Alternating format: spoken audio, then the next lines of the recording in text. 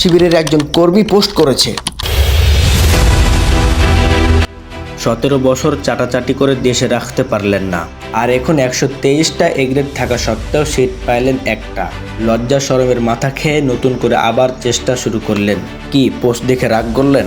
চলুন এবার এনাদের পিছনের ইতিহাসটা জেনে আসি।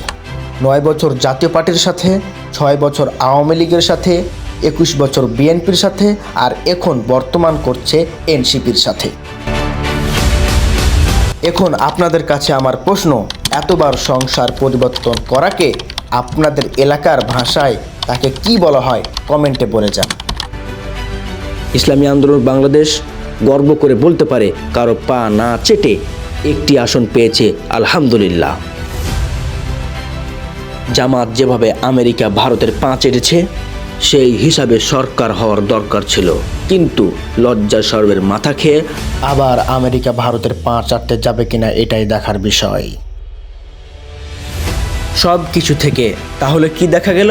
আওয়ামী লীগের পা চাটলো জামাত, বিএনপির পা চাটলো জামাত, জাতীয় পার্টির পা চাটলো জামাত, আর নাম হইল চরমোনাই তথা ইসলামী আন্দোলন বাংলাদেশের। কি জামাতের বন্ধুরা, সব কিছু তথ্য ফাঁস করে দেওয়াই রাগ করলা? রাগ করা যাবে না। আমি শুধু জাস্ট প্রশ্নের সঠিক জবাবটা দিয়েছি, রাগ করার কিছু নাই।